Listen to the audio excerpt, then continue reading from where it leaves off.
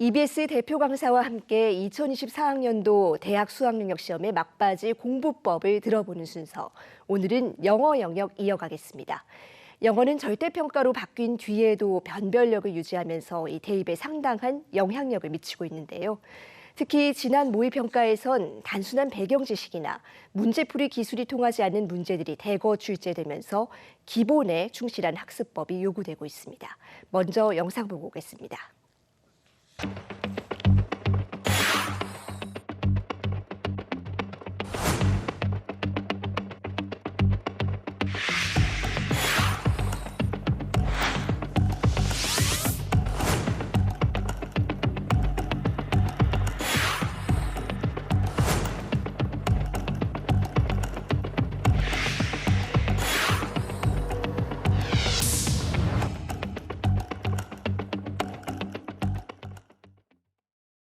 네, EBS 대표 강사 김보라 선생님과 남은 기간 공부법 자세히 이야기 나눠봅니다. 선생님 어서 오세요. 안녕하세요. 네, 지난 9월 모의평가에서 특히 영어 영역이 좀 화제였습니다. 이 킬러 문항은 없었지만 오히려 풀이가 더 까다로웠다 이런 반응이 많았는데요. 실제 수능 시험에 어떤 영향을 미치게 될까요? 사실 9월 모평은 지금까지 대대로 일단 우리 수능의 거울 같은 지표 역할을 했습니다. 그래서 이번 9월 모평의 기조를 아마 수능도 그대로 유지를 하리라 생각을 하는데요. 일단 가장 큰 특징이 이제 소위 킬러적인 요소, 즉 과도하게 생소하거나 너무 전문적이거나 추상적인 그런 소재들이 대거 이제 배제가 될 것으로 생각을 하고요. 하지만 이제 지문은 끝까지 제대로 읽어야 풀리는 문제들로 이제 난이도를 조성을 할 겁니다. 그래서 이렇게 단순히 이렇게 해석만 한다고 해서 영어니까 해석하면 되겠지라고 생각을 많이 하는데 그렇게 해석만 한다고 해서 답이 바로 도드라져 보인다거나 아니면 이렇게 대충 읽었는데도 답이 보이는 그런 스타일의 문제는 없을 거고요. 그래서 지문을 잘 해석한 후에도 다시 한번 통합적인 사고를 요하는 스타일의 그런 문제들이 출제가 될 겁니다. 이에 따라서 이제 상위권 학생들은 확실히 변별이 될 거예요. 근데 이제 다만 다른 특징으로 이제 중하위권 학생들의 경우에는 듣기 부분이라든지 아니면 안내문, 목적, 심경 등 다소 이제 쉬운 유형들이 있어요. 영어 영역에서도. 근데 그런 유형들이 EBS 연계율이 상당히 높았습니다. 우리 구모에서. 그래서 확실히 중하위권 학생들에게는 부담을 줄여주는 스타일의 문제들도 존재를 할 거로 보입니다. 네, 이제 수능 시험이 꼭 50일 정도 남았는데요. 남은 기간 수험생들에게는 어떤 공부법을 추천하실 수 있을까요? 일단 상위권 학생들은 스스로 느낄 때 이제 선생님 저는 이 유형은 조금 어려운 것 같아요라고 스스로 판단하고 있는 게 있을 거예요. 그러면 이제 그 까다로운 유형을 좀 집중적으로 공부를 좀 해주셔야 되는데 이제 제안 드리기로 매일 2지문 정도씩을 이제 풀이를 좀 해주면 좋겠어요. 그래서 그 패턴을 좀 느끼는 연습을 꼭 좀 해주셨으면 좋겠고, 그래서 이 방법을 통하면 이제 상위권 학생들의 안정한 1등급 을 이제 준비하는 학습이 되겠죠.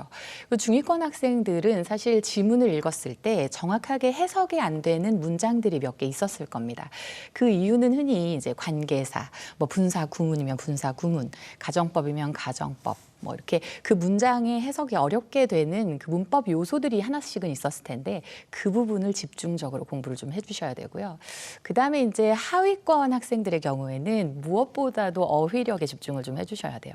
이게 영어가 언어 시험이기 때문에 모든 외국어 시험은 사실 어휘만 어느 수준 이상으로 잡아놔도 하위권에서는 쉽게 벗어나실 수가 있거든요. 그래서 어휘에 집중을 좀 해주시는 게 가장 간단하고도 빠른 방법이고요. 특히 이제 듣기가 좀 쉬운 유형에 속하니까 영어 중에서 받아쓰기를 좀 해보시면 소리가 우리 뇌리에 딱 이렇게 잡히는 그런 훈련 방법입니다. 그래서 그런 방법을 좀 권해드리고 싶습니다.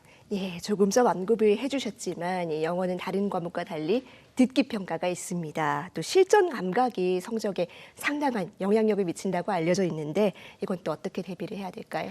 일단 실전 감각을 유지한다라고 했을 때 이제 모의고사를 길게 크게 이렇게 긴 시간을 투자해서 풀어야 되는가 이런 질문을 많이 하시는데요. 오히려 그것보다는 매일 하루 한 20분 정도씩 그러니까 짧게 오히려 듣기도 10분, 독해도 10분 이렇게 매일 시간을 재놓고 10분이면 예를 들어 이제 듣기의 경우에는 한 뭐 3문제 정도 하루에 또 그리고 독해 좀 어려운 유형은 4-5문제 정도가 될 텐데 그 문항들을 10분씩 잡고 계속 지속적으로 짧게 반복해서 훈련하는 그 시간 연습이 필요합니다. 네. 또 하나 이 출제 당국에서 강조하는 부분이 EBS 교재와의 연계 체감도가 올라갔다는 겁니다. 그렇다면 남은 기간 EBS 교재나 강의는 어떻게 활용하는 게 좋을까요? 예, 수능 특강, 수능 완성 문항들 이제 잘 구성된 문항들이에요. 그래서 이 문항들은 일단 유형별, 소재별 꼼꼼히 좀 복습을 좀 해주셔야 되는데요. 다만 내용 하나에 너무 집착을 하지 마시고요. 어떤 경제학, 무슨 학자 뭐 이런 내용에 집중하지 마시고 지문 자체의 생김새를 좀 느끼셔야 돼요. 그래서 몇 번째 줄 정도의 요지가 나왔구나. 그 다음에 또 예시가 있구나. 그 다음에 마지막에는 어떤 식으로 결론을 맺는구나 하는 그 문단의 생김새를 느끼면서 강과 약을 느끼면서 읽는 그 훈련이 좀 필요합니다. 예, 이제 정말 하루하루가 중요합니다. 이 수험생들이 수능 날에 대비해서 좀 특별히 신경 써야 할 점도 있을까요? 사실 수능 날이라고 해서 아니면 이제 수능을 준비하는 과정이라고 해서 뭐 학습이나 건강 유지 막 이런 걸 위해 특별한 준비를 할 필요는 오히려 없다. 저는 그렇게 얘기하고 싶어요. 현장에서도 보면은 오히려 안 하던 걸 하면은 과도하게 긴장하는 경우가 너무 많잖아요. 그래서 그거보다는 단 한 가지만 기억했으면 좋겠는데 시험을 보는 그 시간대에 가장 체력이 최고조가 될 수 있도록 다른 건 몰라도 우리 몸은 기억을 하니까요. 그래서 그 바이오리듬을 좀 유지해 놓는 건 필요하다. 그래서 공부를 아무리 많이 한다고 해서 막 밤늦도록 그렇게 하지 마시고 시험을 보는 그 시간 때는 어떻게든 앉아서 공부하는 습관을 좀 들여주셨으면 좋겠는데요. 특히 영어는 점심 식사 후에 졸리는 시간대에 듣기 평가부터 이렇게 치르게 되죠. 그래서 그때 이제 수능 전 50여일이 남은 지금부터는 그 시간대 낮잠을 자거나 졸거나 이러지 마시고 좀 깨어있는 연습을 하시다 보면 도움이 많이 될 것 같습니다. 예, 반대로 수험생들이 이것만은 피해야 된다 하는 것도 있을까요? 가장 제가 이제 현장에서 많은 학생들한테 얘기하게 되는 것은 실은 이제 50일 동안 너무 스스로 이제 과거를 돌아보고 고1 때, 고2 때 내가 과거에 이랬으면 하는 후회를 하는 일 아니면 타인하고 자꾸 비교를 하는 그런 이제 생각을 많이 하곤 하죠. 누구라도요. 근데 이게 누구나 자기가 상황 속에서 잘했을 때도 있고 못할 때도 있고 이렇게 흘러가는 게 시간인데요.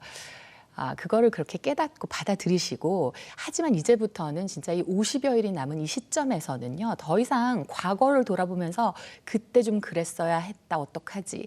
다른 친구는 벌써 저기까지 갔는데 나는 뭐지. 이런 식의 마인드는 전혀 여러분의 50일 후에 수능 성적에 도움이 안 된다는 거.